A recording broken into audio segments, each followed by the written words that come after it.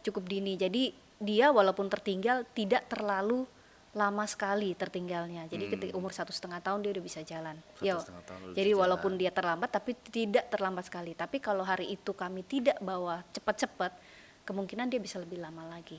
Dan kami bersyukur.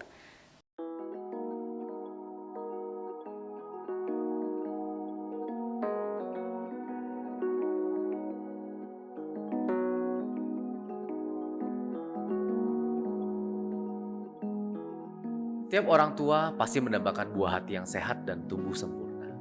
Bagaimana apabila suatu saat kita sebagai orang tua menyadari ternyata anak kita tidak bertumbuh dan berkembang sesuai dengan milestone seperti layaknya anak lain? Langkah apa yang harus segera dilakukan? Tepatkah mendengarkan banyak pendapat di luar dari pendapat ahli? Atau apakah mengharap tanpa mendiagnosa adalah jalan terbaik?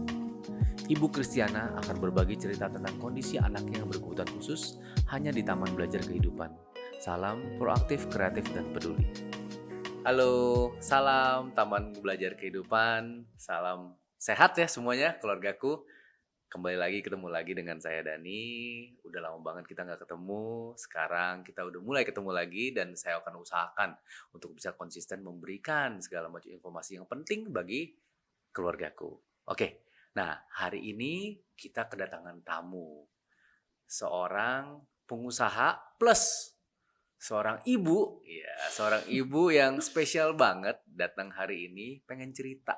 Nah, ceritanya apa? Nah, kita langsung denger aja dari Ibu Kristiana Rahayuningsi. Selamat datang, Ibu. Selamat. Terima kasih untuk Iya, undangannya. sama-sama Bu. Waduh, kita yang terima kasih banget Ibu berkenan hadir mau sharing cerita nih sama kita. Bu Kristina ini udah berkecimpung lama di sebuah klinik ya, mendirikan sebuah klinik untuk Betul, anak berkebutuhan khusus. Nah, betul. itu ceritanya. Nah, keadaannya klinik itu sekarang di BSD ya? Betul, Ada di betul. BSD, Mm-mm. kliniknya di BSD. Lalu sudah berapa tahun di sana? Agustus ini, oh sorry, bukan Agustus, September ya. September. September ini kita 3 tahun. September 3 tahun ya Mm-mm. untuk kliniknya ya. Nah, Mm-mm. yang uniknya kliniknya itu adalah untuk anak berkebutuhan khusus. Nah, dulu saya sering lewat di jalan di Mm-mm. mana-mana ada tulisan tuh anak berkebutuhan khusus. Sebenarnya anak berkebutuhan khusus tuh seperti apa sih? Anak berkebutuhan khusus itu ya anak dengan kondisi yang berbeda. Berbeda. Oke. Kondisi yang berbeda. Eh, Dia kalau dibanding dengan anak tipikal Hmm. gitu, eh, butuh perhatian yang lebih, butuh Oke. stimulasi yang lebih. Hmm. Eh, Rata-rata anak berkebutuhan khusus ini Hmm. kita bisa deteksi dari kecil. Dari kecil udah ketahuan gitu ya? Harus. Kalau orang tuanya aware ya, Oh, oke. kalau orang tuanya aware. Nah itu, Hmm. tapi sebenarnya kasat mata juga kelihatan ya. Ada yang memang tergantung special needs-nya seperti Hmm. apa. Hmm. Ada yang memang dari lahirnya sudah kelihatan Hmm. berbeda. Hmm. Ada yang secara kasat mata sama aja, tapi biasanya anak-anak berkebutuhan khusus ini anak-anak yang tidak mencapai milestone-nya. Oke, oke. Heeh, kan Misalnya mungkin kayak di titik umur berapa iya, harusnya bisa bicara atau di mana heeh. gitu ya? Itu kan gampang ya sebenarnya, tidak perlu sekolah yang tinggi Mhm. atau baca buku khusus ya. Kita lihat di Google juga tahulah anak umur berapa bulan harusnya bisanya apa, umur sekian bulan Oke, bisanya apa. oke, Nah, anak-anak yang berkebutuhan khusus ini akan berbeda dengan anak-anak yang seumurannya. oke. Perbedaannya itu macam-macam, ada yang dari fisiologisnya beda, Mhm. ada yang dari perilakunya Oke. beda. Eee, jadi intinya tuh dia punya ciri khusus yang Mhm. menuntut perhatian orang tuanya, gitu. Oh, oke, oke. Oke, nah itu, eee, Bu Christina kenapa bisa tiba-tiba kepikiran untuk buka klinik untuk anak-anak berkebutuhan khusus? Karena kan di luar sana juga, banyakan orang kalau mau cari duit kan mendingan buka sekolahan gitu yang biasa-biasa ya, yang untuk Mmm, anak-anak umum gitu kan mhm marketnya mhm, lebih mhm besar. mhm. Kalau ini kenapa sih ada story behind ini? Eee, Kalau saya cerita itu panjang ya, Ya. tapi itu berangkat dari pengalaman spiritual kami ya, Mhm, gitu. mhm. Jadi saya sendiri adalah orang tua anak berkebutuhan khusus. Oke. Oke. Jadi yang sebenarnya pada awalnya semua orang tua berkebutuhan khusus itu pasti tidak pernah berharap atau tidak pernah siap Mhm. menjadi orang tua anak spesial gitu. Mhm. Karena ya kalau kita menikah terus punya anak ya pikirnya ya seperti anak-anak pada umumnya ya. Anak itu kan Bayangannya ya. pasti ya Mhm. ya udah eh, ya seperti itulah punya Iya, anak heeh. gitu. Nanti umur sekian dia bisa apa gitu. Dan itu awalnya adalah pukulan yang cukup berat buat kami ketika merasa Mmm. ini anak kami kok berbeda. Apalagi Mmm. dia punya eh, pembanding dengan sepupunya yang dekat umurnya. Oh, oke. Kan itu Heeh, heeh. kelihatan, "Aduh kok ini anaknya adik udah bisa ini, anak saya kok belum ya? Padahal tua anak-anak Mmm. saya duluan," gitu. Mhm, mhm. Nah, makin makin ini bertambah usianya, makin ketinggalan, seperti itu. Nah, jadi ya background-nya itu latar belakangnya adalah saya membawa anak saya ini terapi. Jadi, mencari satu tempat terapi ke tempat Mhm. terapi lain yang cocok. Jadi ya dari situ awalnya. Untuk bikin, kliniknya ya, rencana Sebenarnya bikin nggak klinik. langsung juga kepikiran bikin klinik. Sebentar, Bu. Mhm, Sorry dipotong dulu ya boleh sebentar ya, boleh. karena ini ada, yang penting banget yang Heeh, saya rasa oke. tuh bisa kita share. Mhm, Di umur berapa Ibu ngerasa bahwa, "Oh, ini berbeda nih, harusnya seperti ini." Itu mulai kelihatannya di umur berapa untuk khusus mhm. kasus Ibu? Kalau anak saya Mhm. bawa itu umur 10 bulan. 10 bulan sudah mulai kelihatan ada perbedaan? Kalau dia kelihatan, Oh, oke. karena anak saya ini motoriknya terlambat. Oh, Jadi, oke. di umur 10 bulan itu dia belum bisa duduk. 10 bulan belum bisa duduk. Heeh, jadi saya perhatikan anak saya itu, habis tengkurap Heeh, kayak stuck di situ. oke. Harusnya kan habis tengkurap dia itu mulai Nah, ngerayap heeh, seperti heeh, itu. heeh, heeh. Ini kok ngerayapnya pakai punggung. Jadi Mmm, bukan gini-gini tapi terbalik, tapi mhm, kenceng mhm. banget gitu pakai Oh, oke, punggung. oke. Saya balikin, dia balik lagi. Nah, terus dia tuh nggak bisa duduk sendiri. Harusnya kan Mmm, habis habis habis tengkurap dia harus berusaha bisa untuk bangun ya? heeh, Heeh, heeh. ngerangkak Oke, dulu kan, terus duduk seperti itu. iya. Nah, dia nggak bisa tuh. Tapi Mmm, jadi harus ditanam. Jadi kayak didudukin gini. didudukin? Kalau Heeh, didudukin dia tegak. bisa ya? Iya, tapi nggak bisa sendiri. Cuma movement awalnya itu ya? Kayak nggak Heeh, kuat gitu ya, gitu. mhm, Kayak mhm. nggak kuat, pinggulnya tuh kayak nggak kuat buat balik gitu. Nah, dari situ saya ngeliat nih kok beda gitu. Kan saya baca-baca juga kan, Iya, ah kok, mungkin, besok-besok bisa gitu, saya iya, pikir iya, gitu. itu, heeh, Ternyata kok enggak, saya mulai was-was, terus saya lihat anak orang, ya itu udah wajar ya kalau mhm, membandingkan mhm, itu udah mhm, pasti mhm, mhm. gitu. Karena anak tetangga ada yang sepantarannya Dan gitu. wajar sebenarnya membandingkan ya, asal jangan Wajar, menghujat ya. bukan. Iya, bukan ya, maksudnya Heeh, kita hanya membandingkan, mhm, untuk ya greater goods gitu ya, untuk iya, supaya kita lebih baik atau yang apa, mhm. perbaikan apa yang kita Mhm, perlukan gitu kan bener, ya. membandingkan itu juga penting penting Oke. karena supaya kita aware gitu, kalau ada yang salah gitu. Iya, Nah saya lihat, wah ya udah, terus ada saudara juga ke rumah, mhm. terus ngelihatnya anak saya tuh terlalu anteng buat anak seumurannya. Mmm, Seharusnya menginjak usia segitu tuh lagi lasak, oh, ini anteng gerasa-gerusu aja, gitu ya ya? yang nggak bisa diem, Mhm, ngerangkak mhm, mhm. ini enggak. Ya ternyata ya memang ada masalah, fisiknya dia, Iya, heeh, heeh. itu sih awalannya. Itu awalannya untuk berkepikiran bahwa, "Oh, oh anakku perlu perhatian khusus nih ya." Gitu Betul, ya. Nah, gitu. ini ada sesuatu yang memang mengganjal di pikiran aku karena, Mhm, ada beberapa hal tuh di mana saya dengar dengar cerita mhm, orang itu ada yang suka, mungkin nih mhm, ini mhm. beberapa yang mungkin dari orang tua nih, Mhm, mertuanya atau mhm, apanya suka mhm, bilang, "Wah anaknya aja males," atau apanya, atau mhm. mungkin ibunya itu setelah ngebaca masih ada namanya proses denial, ya kan, Betul. bahwa nggak mungkin lah, nggak mungkin, nanti berharap. Mhm, Tapi langkahnya Ibu Kristiana itu berarti lebih baik dong ya, maksudnya untuk menerima mhm. dan mencari pertolongan langsung di detik-detik Iya, awal gitu ya, maksudnya di betul. masa-masa awal. Karena saya pikir, ya udah nih mungkin anak saya terlambat ya, tertinggal, Mhm. tapi ya jangan sampai ketinggalan banget lah, Oh itu gitu. mindset-nya ya? Iya, Mindset-nya, bukan pokoknya, "Ah nanti juga bisa," enggak ya? enggak, kalau saya ngelihatnya karena kan kita baca milestone ya, Mhm, kayak gitu mhm, milestone mhm. pertumbuhan anak. Oh, nih berarti dia ketinggalan nih, kita bisa lihat dia ketinggalan Oke. berapa bulan gitu. Udah deh bawa aja, hari itu sebenarnya ya keluarga juga bilang antar aja atau gimana gitu. Cuman kami mikirnya udah ini memang udah ketinggalan, harus diakui itu ketinggalan. Ya udah deh kita kejar sebelum ketinggalannya terlalu jauh seperti itu. Nah itu peran ibu ya biasanya, ibu yang mengetahui, mengerti dan harus mengambil tindakan gitu ya. Ya saya diskusi sama suami. Oke. Karena gimana pun juga ya pasti yang keluar duit bapaknya dong.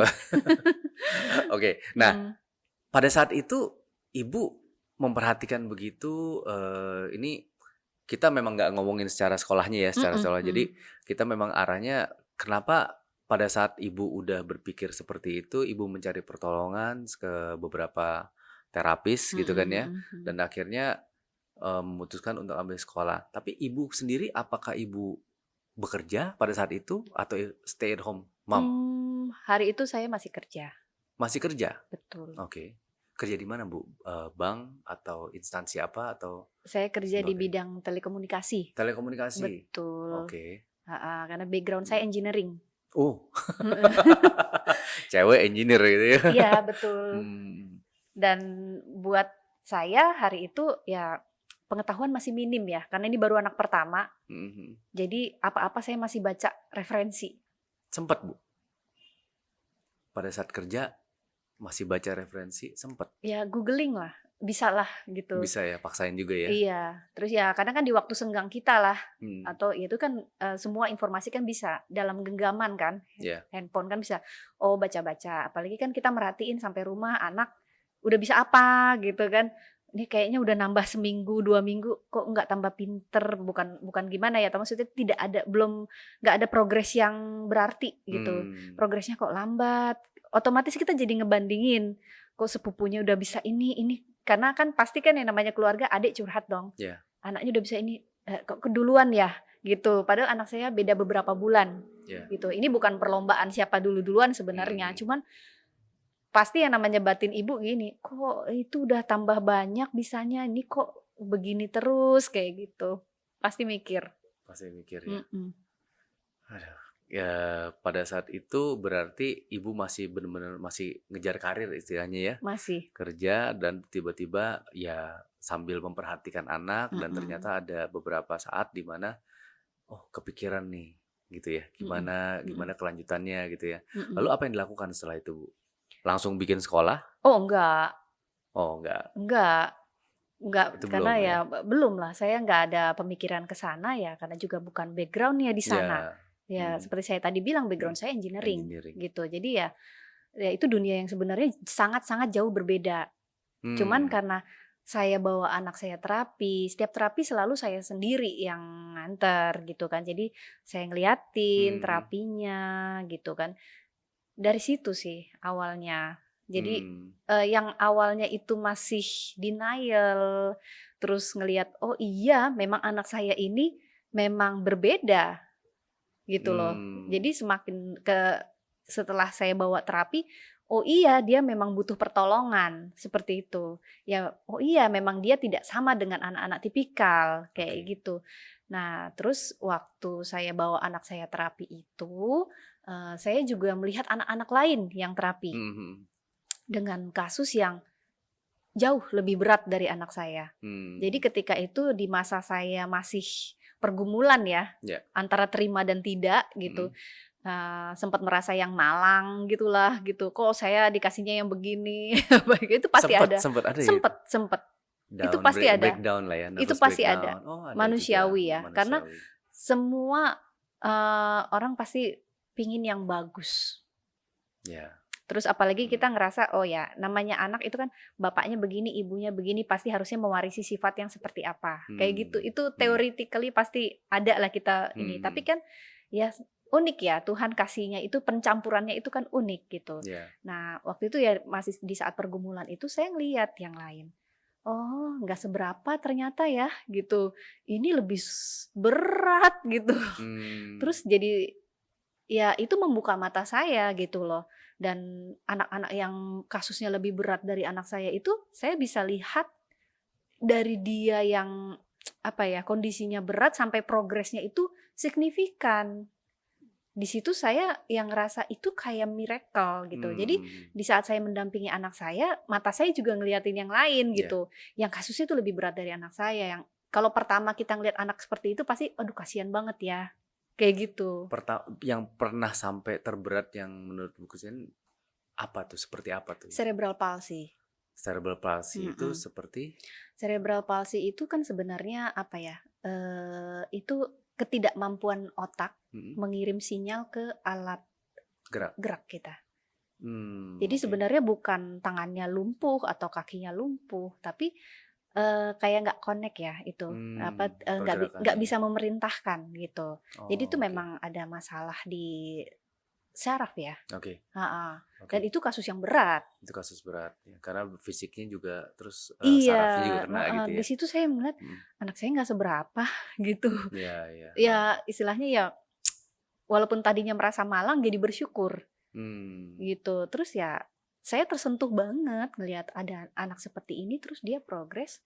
Terus saya berpikir, suatu hari nanti nih kalau Tuhan sembuhkan dalam tanda kutip anak saya, ya sebenarnya bukan sembuhkan ya, karena kan bukan penyakit ya. Iya, itu bukan penyakit. Bukan ya. penyakit. Kalau Kalau dibaca sih memang. kalau penyakit itu kan dikasih obat, kita ke dokter hilang gitu. Ini sebenarnya bukan penyakit. Jadi kalau Tuhan istilahnya berkenan membuat anak saya ini improve gitu dan ada progres ya. Progres dan istilahnya dia bisa seperti anak pada umumnya,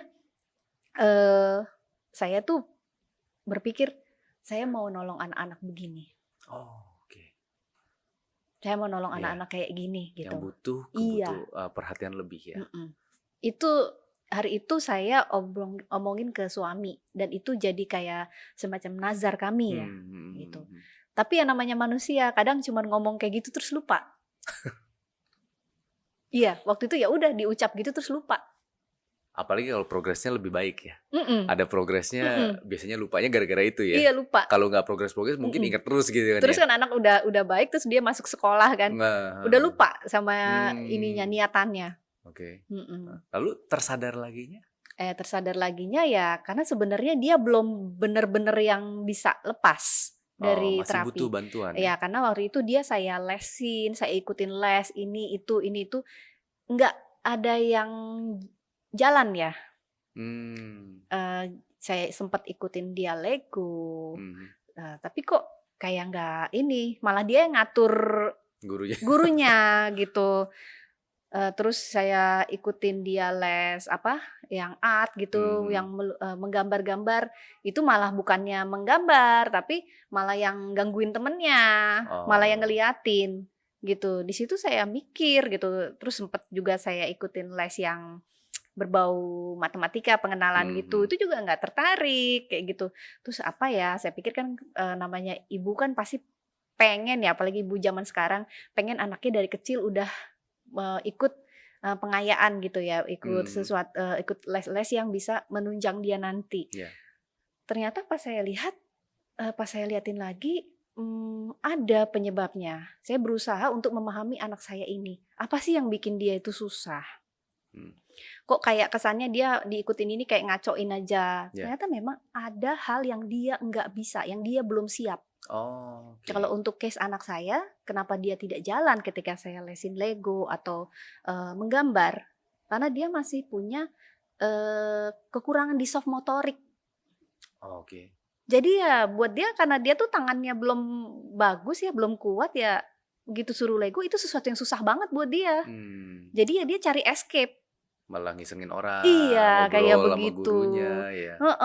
Gitu. Jadi kan kesannya buat saya jadi buang-buang duit. Terus saya ngeliat ini udah nggak bener nih, berhentiin aja deh.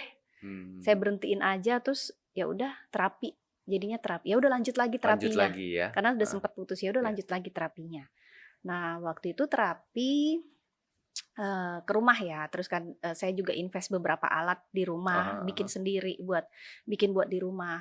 Cuman untuk case-nya anak saya, kalau bisa saya bandingin dengan anak-anak yang lain tidak terlalu berat gitu. Jadi saya sempat mikir, alat-alat ini mungkin di rumah saya juga nggak akan lama. Nanti juga sebentaran anak saya udah lulus lah pakai alat-alat ini, gitu maksudnya. Bukannya anak saya bagus apa hebat atau gimana, tapi mungkin udah nggak cukup buat dia. Udah waktunya juga mesti improve lagi ya alat-alatnya ya. Dia butuh challenge yang lebih Ya, berat ya, lagi ya, ya, gitu. oke. Karena kan seiring bertambahnya usia mungkin alat-alat itu udah kekecilan buat dia. Hmm, Waktu itu saya pikir nanti kalau udah nggak kepake alat-alat ini mau dilempar kemana? Kalau saya jual juga pasti dihargain murah lah ya, kayak gitu. Saya ya, pikir kenapa nggak alat-alat ini dipakai sama anak-anak lain yang lebih membutuhkan, dipakai bersama. pakai bersama. Pasti fungsinya juga akan lebih baik gitu. Ya, akan lebih baik gitu kalau dipakai bersama-sama gitu. Jadi ya sebenarnya semata-mata bukan pertimbangan ekonomis nggak mau rugi apa ya buat bikin alat-alat ini. Yeah. Cuman saya pikir sayang banget ya kalau nanti ini udah nggak kepake terus saya jual ya jual gitu aja karena dijual juga pasti banting banget dong gitu. Ya udah dipakai aja deh, dipakai rame-rame. Gimana ya caranya dipakai rame-rame? Nah saya inget lagi tuh. Setelah sekian lama. Jadi kayak disentil lagi. Oh, jadi bukan yang ujuk-ujuk bikin gitu, enggak gitu. Karena ya saya mikir juga kalau dari sisi ekonomi juga itu nggak menguntungkan, bukan nggak menguntungkan gimana ya, bukan bisnis yang bisa mendatangkan banyak uang. Oke. Nah, pada saat setelah memutuskan untuk mengambil, kita bikin klinik lagi ya kan sesuai dengan nazar yang waktu awal, apakah ibu masih bekerja saat itu? Waktu itu saya udah berhenti. Oh, udah resign. Jadi waktu itu saya berhenti di usia anak saya hampir 3 tahun. Jadi yang melatar belakangi saya berhenti kerja bukan karena saya buka klinik, bukan. Oke. Tapi lebih karena saya lihat anak saya hari itu umur sudah hampir 3 tahun tapi belum bisa ngomong. Sama sekali. Sama sekali? Iya. Berarti dari 10 bulan sudah dia udah terapi. Sampai 3 tahun? Sampai 2 tahunan 2 waktu tahunan? itu, 2 tahunan. Terus sekolah. 2 tahun ke 3 tahun sekolah. Cuma maksudnya dari 10 bulan sampai ke 2 tahun ibu masih melakukan double job. Jadi kerja juga dan juga ngurusin anak, bantu ke terapi segala macam gitu ya. Jadi pola pengasuhan ya sama berbagi sama pembantu lah. Membesarkannya sama pembantu juga. Nah, itu waktu itu awalnya kan ya terapinya lebih untuk ngejar keterlambatan motorik. Jadi dia udah bisa jalan, ya itu semua karena terapi. Untungnya kami mendeteksi anak kami ini cukup dini. Cukup dini. Jadi dia walaupun tertinggal tidak terlalu lama sekali tertinggalnya. Jadi ketika umur 1,5 tahun dia udah bisa jalan. Jadi walaupun dia terlambat tapi tidak terlambat sekali. Tapi kalau hari itu kami tidak bawa cepat-cepat, kemungkinan dia bisa lebih lama lagi. Dan kami bersyukur kami bertemu dengan orang-orang yang tepat. Yang bisa membimbing anak saya. Jadi dia bisa ngejar. Cuman hari itu memang belum bisa bicara. Terus saya berpikirnya waktu itu sekolahin aja.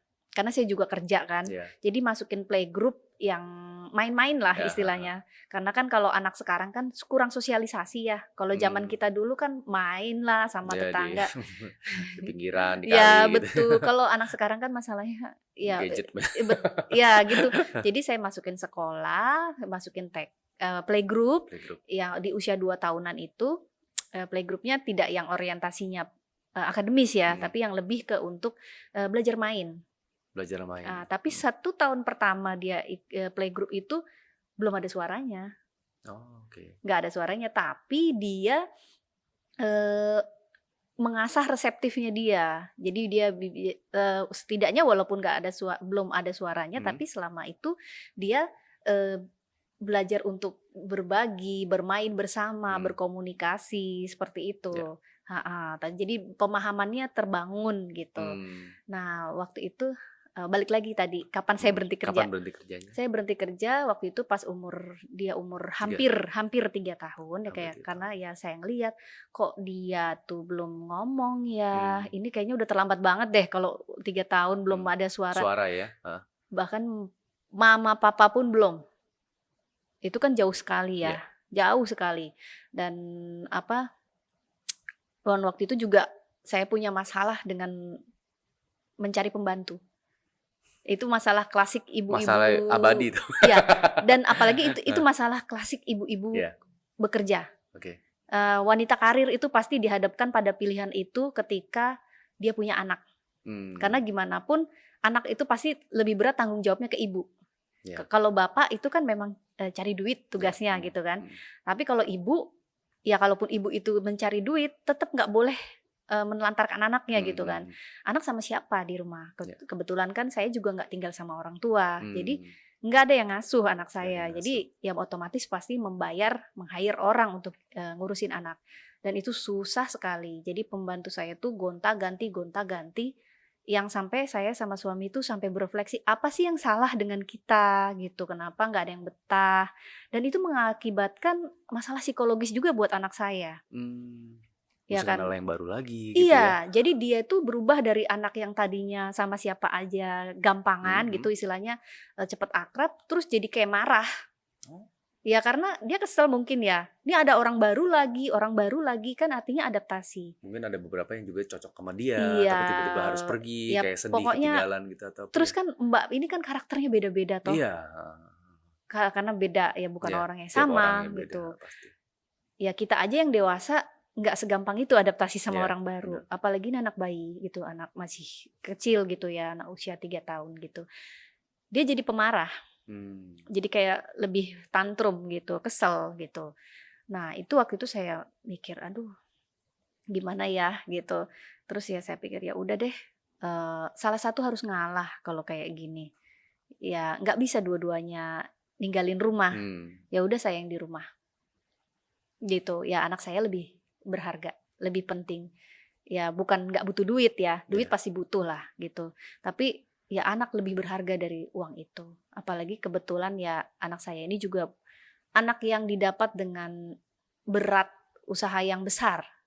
Bisa dibilang anak mahal kayak gitu. Nah, pada saat memutuskan begitu, sedih nggak sih Bu? Maksudnya kan Ibu engineer. Kalau engineer itu kan biasanya udah benar-benar berkutat dengan segala sesuatu yang pekerjaan ya, berarti kan udah daily basis bekerjaan, bertahun-tahun kerja, tiba-tiba harus memutuskan untuk berhenti kerja.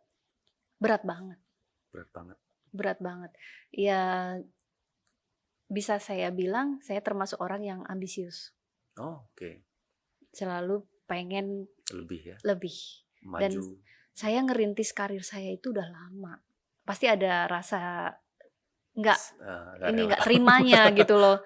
Pasti ada rasa nggak terimanya gitu. Susah-susah nih saya bangun kayaknya karir saya gitu. Terus harus berhenti. Udah sampai manajer udah? Manajer sih enggak, tapi ya konsultan gitu. Udah sampai ya konsultan. Gitu. Jadi ya itu cukup berat.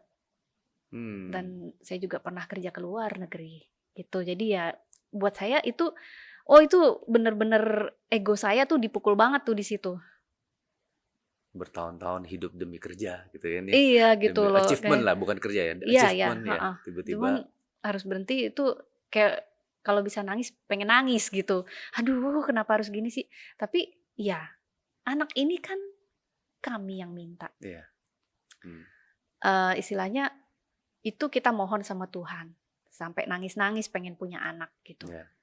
Dengan usaha yang keras, istilahnya penuh darah dan air mata lah gitu, akhirnya dapat anak. Masa begitu dia kelihatan berbeda nggak mau diurusin. Yeah. Ya itulah yang memukul saya gitu. Saya akhirnya ya udah deh. Jadi ya udah deh dikalahin semua egonya gitu.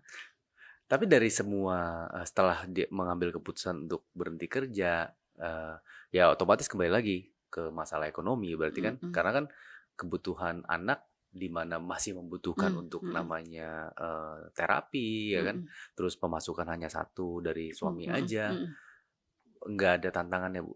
Oh pasti berat, apalagi bisa dibilang ya punya anak berkebutuhan khusus itu mahal. Yes. Karena terapi itu mahal. Nggak ada terapi yang murah. Boleh dicek harga satu klinik ke klinik lain. Ya rata-rata sama lah. Jadi ya pasti harus punya modal. Gitu kan. Pasti harus punya modal lah. Nah waktu itu ya saya mikirnya gini sih sama suami.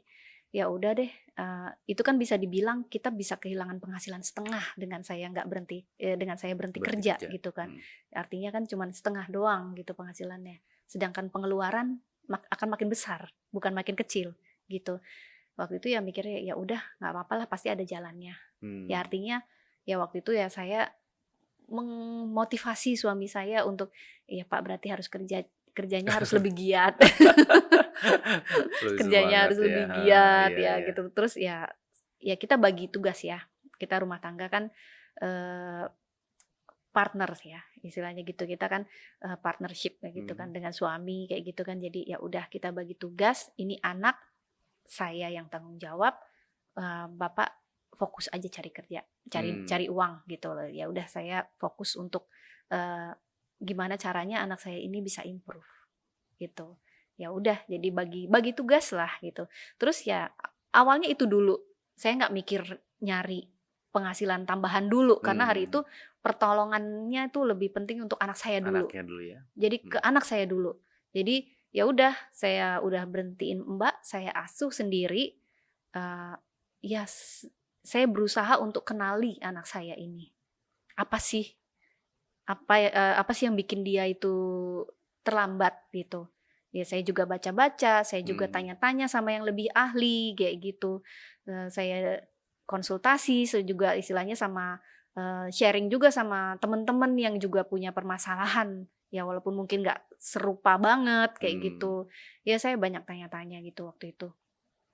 Ya pokoknya ya udah, doa saya sama Tuhan cuman, ya Tuhan berikan kami itu kemampuan gitu, mmm, kemampuan ya baik secara finansial maupun ya kemampuan untuk, membimbing anak kami dan ini. kesabaran juga ya terutama Betul ya, karena kan betul kesabaran itu kita betul, pengennya apalagi ibu sebagai seorang ibu mhm, wanita karir gitu kan biasanya kita tinggal mungkin betul, ini solusi selesai, mhm tapi kan ini bukan hal yang bisa seperti mhm, itu tadi dibilang, bukan betul, penyakit jadi nggak bisa bukan dikasih obat, selesai, itu hanya bukan, proses yang benar-benar panjang mhm. ya, luar biasa Nah itu sekali ya. ternyata memang beda sih pengasuhan dengan Mbak, atau dengan kita asuh sendiri. Masuk, Saya nggak bilang semua Mbak itu jelek, ya, nggak begitu, mhm, banyak juga yang bagus. oke, Tapi ya mungkin kami nggak seberuntung itu, ya nggak seberuntung itu mendapatkan orang-orang yang baik. ya yang Karena tepat ya ya, bisa dibilang kalau namanya Mbak ya, enggak kualifikasinya sebenarnya untuk ngasuh anak. apalagi yang musti membutuhkan Iya, kebutuhan khusus heeh. ya, Jadi, ya kita juga nggak bisa sebenarnya jadi majikan, menuntut Mbak ini harus bisa gini. Ini kan nggak kayak kalau kita hire tenaga kerja nih loh, profilnya harus bisa ya, lulusan ini, bisa ini. Nah, ya saya coba berrefleksi, saya juga nggak bisa nyalain orang. mmm, Ini anak saya nggak ya, bisa nyalain orang kenapa dia jadi begini gitu loh.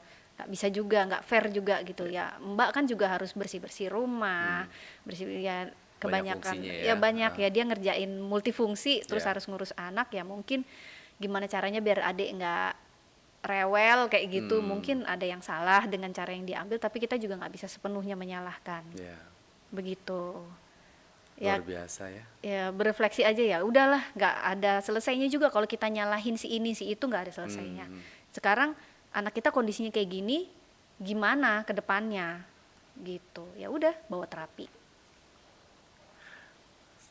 dari ibu wanita karir bertahun-tahun kerja sampai ke luar negeri dan akhirnya memutuskan untuk berhenti kerja demi anak, ya kan? Mm-mm, Dan anaknya juga sudah terapi dan sudah ada kemajuan, ya kan? mm-mm. Dan akhirnya sekarang kembali ke Nazar yang pertama Iya jadi bahwa inget. pengen punya klinik untuk Nah, pertumbuhan, ya. jadi kayak disentil sih sama Tuhan. Ini Hmm, udah dikasih rezeki nih, kenapa nggak ya. diwujudkan nih nazarnya nih gitu. Dan Jadi keinget. kesempatannya juga ada ya, kesempatan akhirnya ada kesempatannya Mm-mm, dan akhirnya punya mm-mm. klinik. Oke. Eh, ini kayaknya kita udah sampai di ujung nih Bu. Oke. Nah jadi aku benar-benar terima kasih banget sudah ada sharing mengenai dari ibu yang memiliki anak Mm-mm, berkebutuhan khusus. mm-mm, Mungkin banyak dari Taman Belajar Kehidupan keluarga kita ini mm-mm, banyak yang belum mengerti, banyak yang masih denial juga mm-mm, bahwa mm-mm. pentingnya memang kita mengambil langkah Oke, dan pentingnya memang sebuah keluarga itu bekerja sama sebagai sebagai partner betul. untuk yang satu memperhatikan memang income keluarga, Mm-mm. satu lagi bisa memperhatikan untuk kesejahteraan Oke. keluarga dan Mm-mm, kebutuhan-kebutuhannya. mm-mm, Nah, kalau Bu Kristiana terakhir nih ya, mm-mm. ada pesan-pesan apa nggak untuk keluarga di Taman Belajar Kehidupan kalau Oke. misalnya dari berkaca dari kisah Ibu?